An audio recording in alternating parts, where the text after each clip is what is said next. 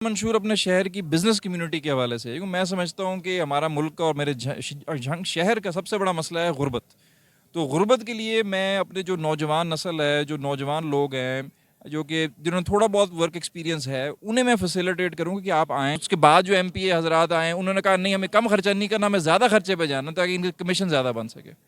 तो रही अस्सलाम वालेकुम बच्चों को दुआ पढ़ो को सलाम। ज़ीशान अलबानी है मेरा नाम और आप देख रहे हैं रियल पॉइंट। ज़बान पार्ट में मौजूद हूँ। यहाँ पर मेरे साथ मौजूद है बैरिस्टर अहमद हसन अंसारी साहब, जो कि पाकिस्तान तहरीक इंसाफ की जानिब से एमपी के उम्मीदवार है जंग से। आइए इनसे कुछ सवाल करते हैं। अस्सलाम वालेकुम सर। जी वालेकुम सलाम। सर, ज़बान पार्ट तो आप पहुँच चुके हैं। आपके एक पोस्टर पर मैंने देखा है आप जंग के हकीकी वारिस बन चुके हैं। ये बहुत सारे लोग आजकल जंग के हकीकी वारिस बन चुके हैं। कितने वारिस है जंग के? झंग के भी कई हैं जी, अब गिन ही नहीं सकते एकदम से। जिस तरह वो मेंढक निकल आते हैं ना, जो बारिश होती है, ये उस तरह के हिसाब है जी। ये तो ये मेंढके हैं जो बाकी हैं? भाई अब आपके सामने है जी। मैं किसी का नाम लेकर मैं नहीं कहता, लेकिन ये आवाम जानती कौन क्या है जी। सर, ये मुझे बताएं कि यहाँ पर हकीकी वारिस तो बहुत आगे हैं।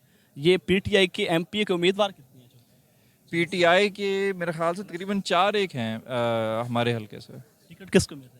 टिकट इंशाल्लाह मिल जाएगा, जिसे जिसका हक होगा, जिसने वर्क किया है, जिसने मेहनत की है, उसे मिलेगा इंशाल्लाह। आपका इंटरव्यू हो चुका है? नहीं, अभी नहीं है, मेरे ख्याल से कल या परसों होगा इंशाल्लाह। क्या सवालात चल रहे हैं खान साहब की तरफ से? वो यही पूछेंगे कि भी आप कब से पीटीआई में हैं, आपने क्या वर्क किया है, आपने आगे किस तरीके से आपकी स्ट्रैटेजी क्या है, आपने इलेक्शन किस तरह लड़ना है, आप जीतने के बाद क्या मेरे साथ खड़े रहेंगे कि नहीं, कि आपने भी पहले मौका मिलते साथ ही आपने बिक जाना है। मतलब ये बुनियादी सवाल आते हैं। कभी इस टाइम खान साहब किसी को भी टिकट दे दें जिसका ज़रा भी कोई अपने एरिया में इन्फ्लुएंस हो, तो वो जीत जाता है। लेकिन बात ये ना कि बाद में कौन खड़ा रहेगा इंशाल्लाह। सर, मुझे बताएं कि जो भी उम्मीदवार आता है उसका कोई अपना ही मंशूर होता है। आपका क्या मंशूर है? मेरा मंशूर अपने शहर की बिज़नेस कम्युनिटी के हवाले से, क्योंकि मैं समझता हूँ कि हमारा मुल्क और मेरे झंग शहर का सबसे बड़ा मसला है गुर्बत। तो गुर्बत के लिए मैं अपने जो नौजवान नस्ल है, जो नौजवान लोग हैं, जो कि जिन्होंने थोड़ा बहुत वर्क एक्सपीरियंस है, उन्हें मैं फैसिलिटेट करूँगा कि आप आएँ। मैं आपको फ्री 3 बिज़नेस सेंटर्स खोल के देता हूँ, फ्री इंटरनेट मैं आपको देता हूँ। आप अपने कारोबार बनाएं, इंटरनेट से आप पैसे कमाएं, क्योंकि वो जब डॉलर्स मुल्क में आएंगे, डॉलर्स मेरे शहर झंग में आएंगे, तो ये जितने भी मसले मसाइल हैं कास्ट के या गलियों के, एजुकेशन के, जब बाइंग पावर आ जाएगी, जब स्पेंडिंग पावर आ जाए, डिस्पोजेबल इनकम जब आ जाएगी लोगों के पास, तो उस टाइम फिर वो और अच्छे तरीके से सारी फैसिलिटीज़ आना शुरू हो जाएंगे। मिस्टर साहब, आपने कहा है कि हमारे जंग की जो मेन वजह है वो गुर्बत है। क्या गुर्बत की वजह जागीरदार है?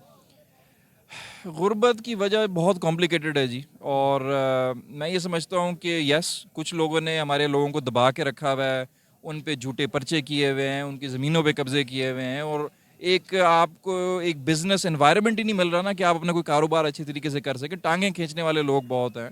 तो ये बिल्कुल ये, लेकिन ये भी हमारा अपना ही कसूर है ना जी, हम में से ही हैं ये सारे लोग। तो अब जिस दिन हमारा अपना किबला दुरुस्त हो जाएगा तो इंशाल्लाह तरक्की आ जाएगी। सर, ये मुझे बताएं कि जंग के बहुत सारे एमपी एमएनए जो इस वक्त पीटीआई में हैं, आपको क्या लगता है कौन सा एमपी एमएनए जिसने जंग में कोई तरक्याती काम किया?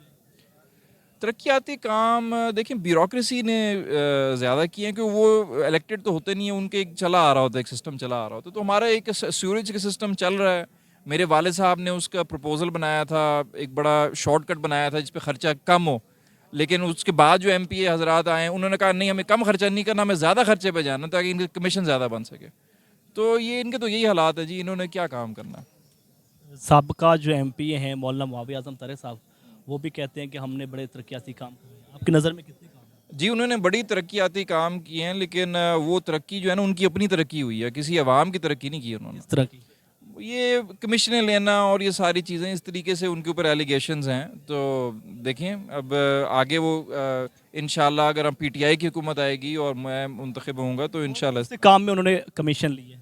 नहीं, मैं कोई उसमें नहीं जाना चाहता, स्पेसिफिक्स में नहीं जाना चाहता, क्योंकि वो फिर आपको इस तरह नहीं करना चाहिए। और आपके कि उन्होंने कमीशन लिए तो आपको इतना तो पता होगा ना कौन कौन से प्रोजेक्ट में उन्होंने commission जी, मुझे मालूम है, लेकिन मैं इस तरीके से पब्लिकली मैं नहीं कहना चाह रहा। लिया? वही बंदा दलील वाला होता है, वही जो है जुर्रतमंद होता है जो आवाम को सामने बात करे।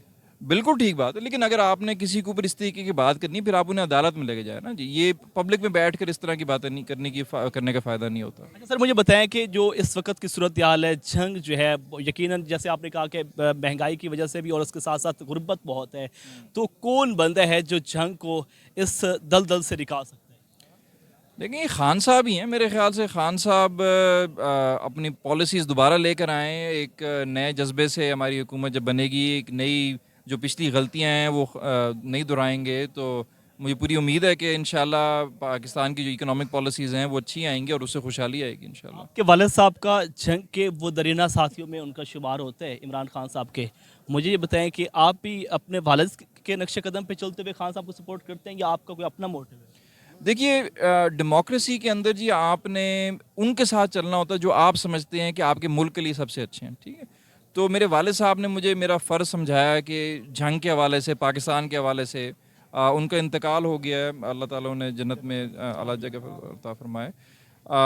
लेकिन मैं ये समझता हूँ कि अभी इस टाइम इमरान खान साहब ही हैं जो कि इस्टेब्लिशमेंट को टक्कर दे सकते हैं और हमारे मुल्क को एक सीधे रास्ते पे चला सकते हैं। खान साहब की कौन सी खसूसियत है या कौन सा ऐसा कारनामा है जिसकी वजह से आप खान साहब को सपोर्ट करते हैं? खान साहब बड़े ओपन माइंडेड हैं जी। उन्हें आप जब मैंने उन्हें जाके एक दफ़ा मेरी मुलाकात हुई उनसे, तो मैंने उन्हें कहा कि भाई हमें टेक्नोलॉजी के हवाले से हमने 20 साल ज़ाया कर दिए हैं और हमें इसके ऊपर जल्दी काम करना चाहिए। तो वो बड़े ओपन थे इस हवाले से, तो ये बात मुझे उनकी पसंद आई।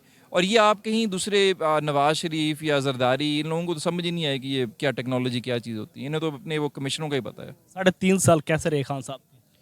देखिए 3.5 साल मिक्स थे, कोविड भी आया उसके अंदर, लेकिन मैं ये समझता हूँ कि कोई बहुत बड़ा स्कैंडल उस तरीके से नहीं आया जिस तरह इनकी दौर हुकूमत में आया। अब ज़्यादा से ज़्यादा इनके जो एलिगेशन जो लगाया, जो गलत एलिगेशन लगाया, वो ये तोशाखाना केस ही लेकर आया ना। ये कोई खान साहब ने कोई महल नहीं बना लिए, खान साहब ने कोई अपनी जायदाद नहीं बना ली, कोई गाड़ियाँ नहीं खरीद ली। मतलब है ये सबसे बढ़ के उन्होंने जो एलिगेशन लगाया वो गलत एलिगेशन, वो भी तोशाखाना का। तो ये ऐसी मैं समझता हूँ ये बहुत अच्छी बात है। मिस्टर साहब, आज 9 अप्रैल है और खान साहब को इस दिन जो है रजीम चेंज के जरिए निकाला गया था, क्या पैगाम देना चाहिए? देखिए मैं इस्टेब्लिशमेंट को वही कहूँगा जो खान साहब ने कहा और जो बड़ा मशहूर हुआ और जिसके लिए हमने फ़ाइट की जंग के अंदर, वो है कि एब्सोल्युटली नॉट। अब आवाम जो है वो आपको एब्सोल्युटली नॉट कह चुकी है। अब आपको सुन लेनी चाहिए इस आवाज़ को और अब आपको गिव अप कर देना चाहिए, क्योंकि आपने जब भी इलेक्शन कराने आप ज़्यादा से ज़्यादा 15 दिन आगे कर लेंगे, महीना आगे कर लेंगे, ये ज़्यादा देर की बात नहीं है। इंशाल्लाह आवाम आपको बताएगी कि वो किसके साथ खड़ी है। मिस्टर साहब, मखदूम फैसल सालियात, गुलाम बेबी बरवाना, महबूब सुल्तान साहब, अमीर सुल्तान साहब, आपको कौन लगता है कौन सा अच्छा है? देखिए मैं इस पे कोई कमेंट नहीं करता जी, मैं कोई कमेंट नहीं करूँगा इस पे। सर थैंक यू, बहुत शुक्रिया। ये थे हमारे साथ बैरिस्टर अहमद हसन अंसारी साहब, पाकिस्तान तहरीक इंसाफ के एमपी के उम्मीदवार हैं और इस उम्मीद के साथ इमरान खान को सपोर्ट कर रहे हैं कि आने वाले वक्तों में खान साहब इस मुल्क की तकदीर बदलेंगे और इसी के साथ जंग की तकदीर बदलेगी। अपने मेज़बान इशार अलवानी को रेल पॉइंट से इजाज़त दीजिए। अल्लाह के बाद।